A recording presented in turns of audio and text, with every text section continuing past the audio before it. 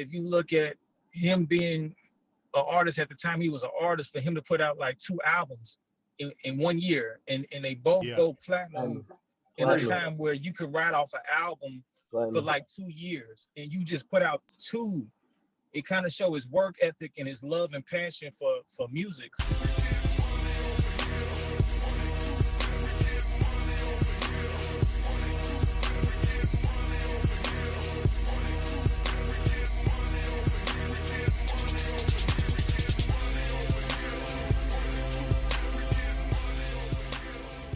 Yo, yo, yo, welcome to the Rocket City Network. We got the all-star lineup. Now, today, we're going to be talking about the late, great DMX.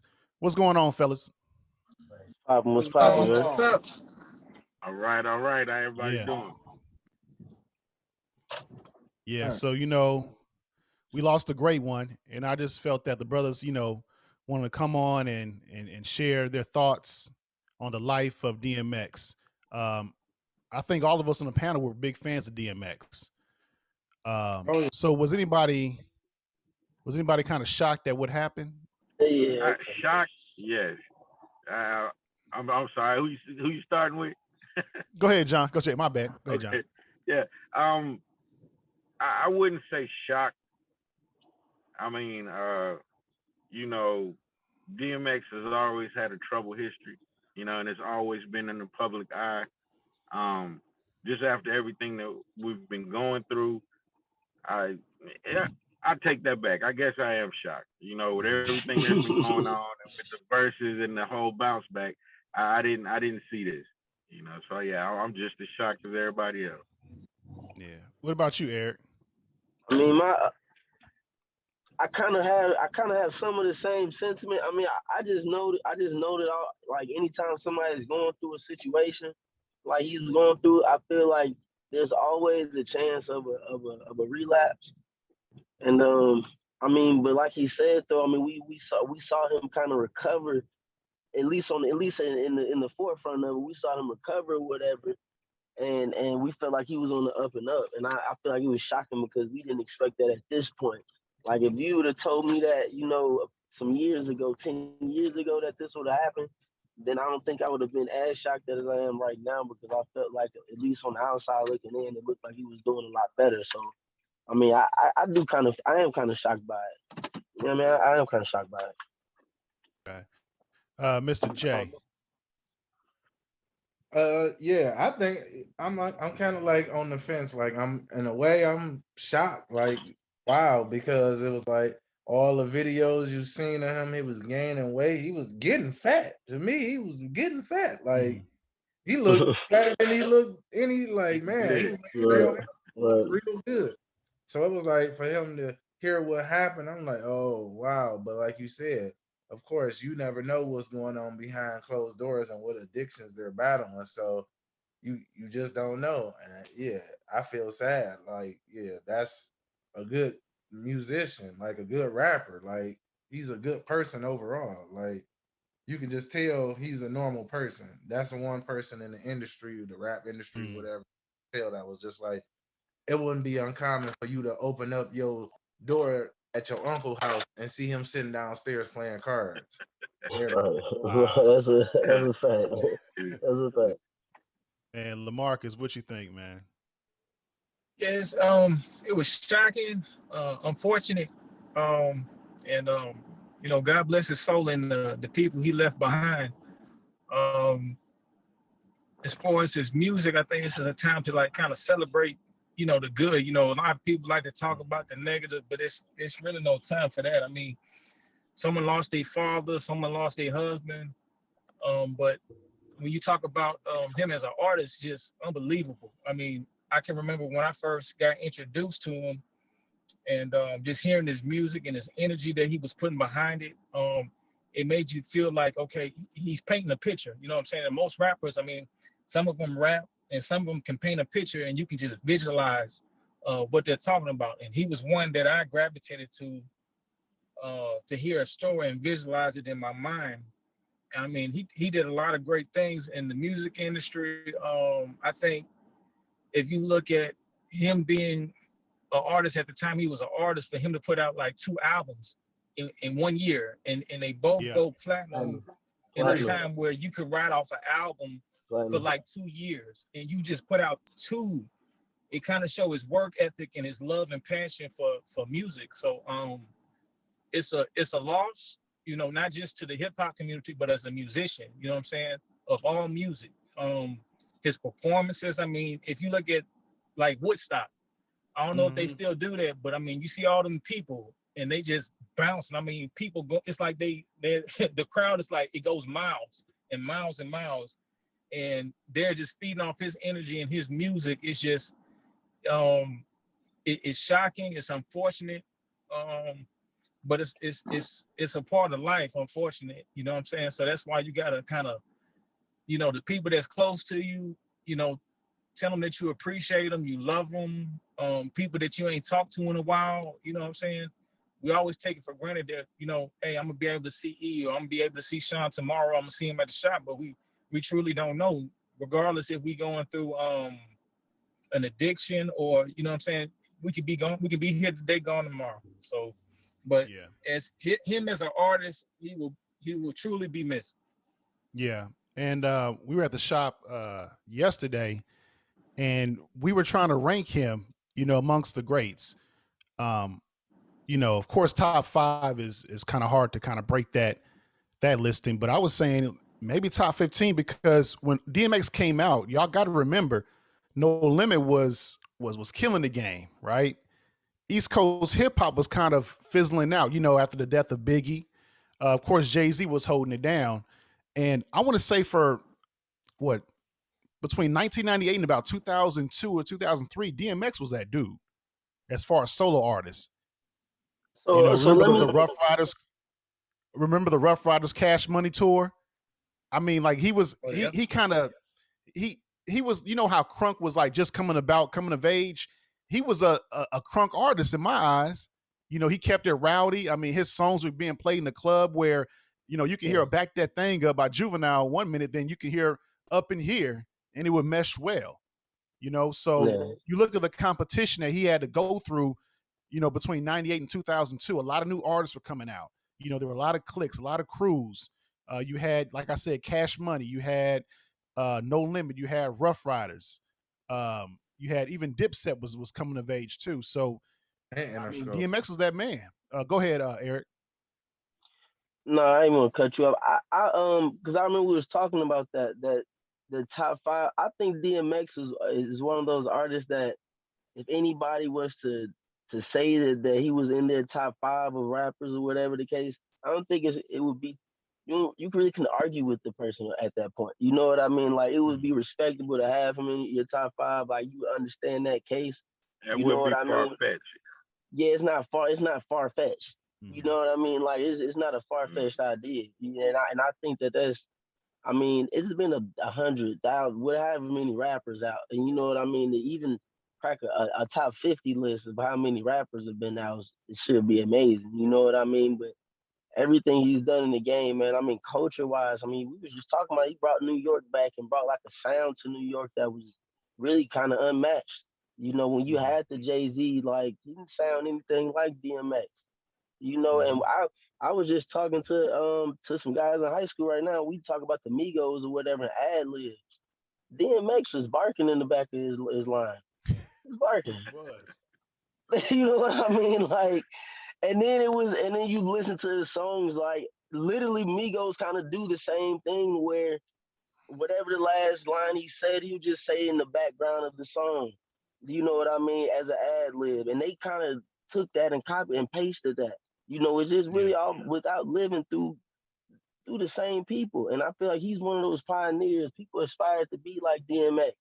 Like I remember saying yesterday too, like I used to think DMX was like 7 foot or something, like 6'8" or something like that. Like he just, when you saw him on TV and when you saw him in his aura and just the ruggedness and just manliness of him, he just seemed like he was just the biggest dude around.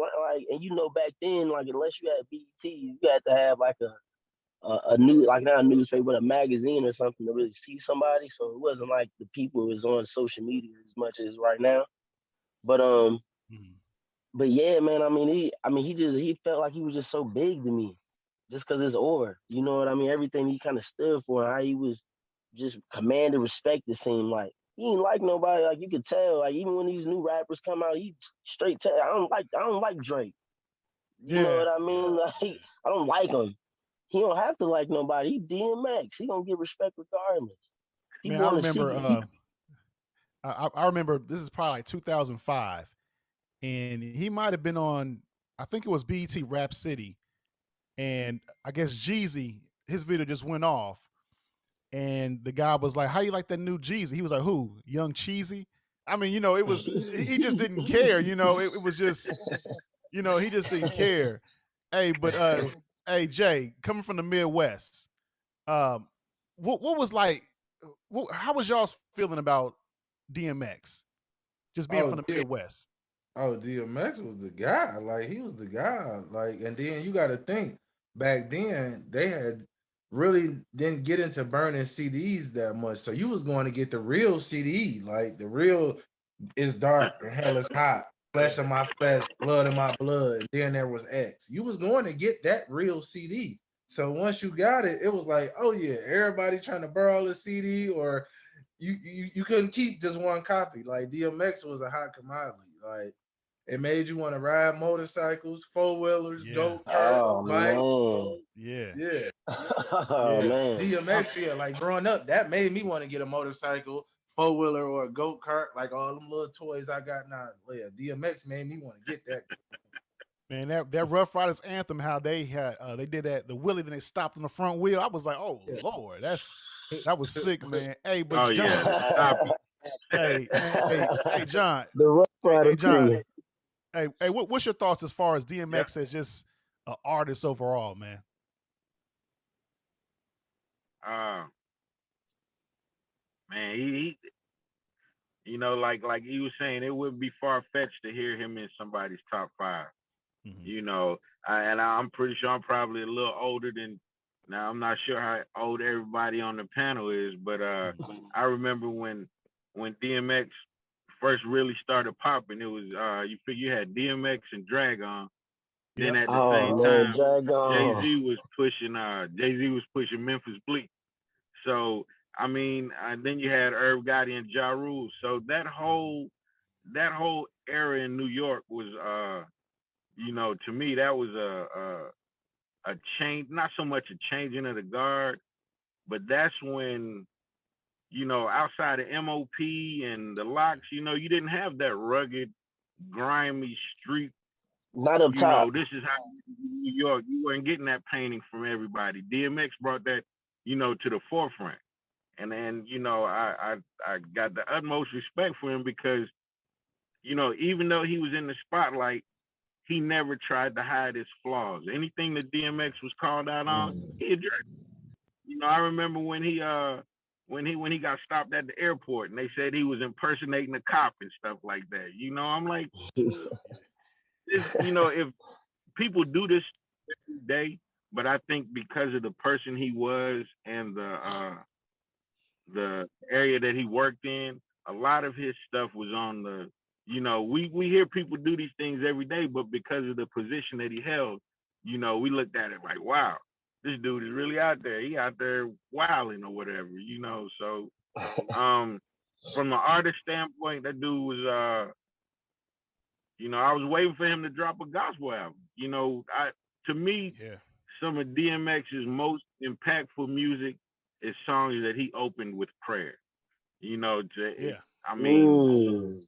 outside of Yeah, that, he got the party started. But to me, his most impactful music, he always opened a song with a prayer. Reggie Fresh, being an old school DJ, what does DMX mean to you? Hey, DMX, man, he was different. You know what I'm saying? He was very different.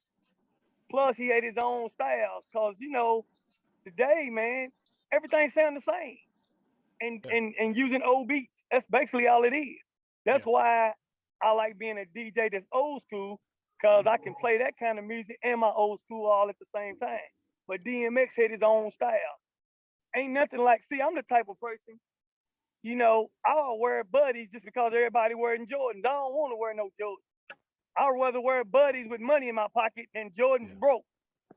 Yeah. So DMX got his own style, man. I'm sorry that he's gone. Still can't believe it. And you know, that's how it is. Yeah. And when you brought up style, remember that was during the bling bling era. Yeah. Everybody was iced out. Yeah. You know what I'm saying? Like, and his style was. Did we ever see him rock jewelry for real? No.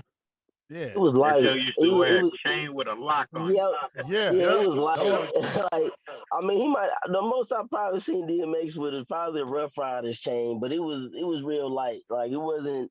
He never was coming out so extra flashy. Yeah, Yeah. I never remember him just trying to come out and just trying to be about Jews or not whatnot.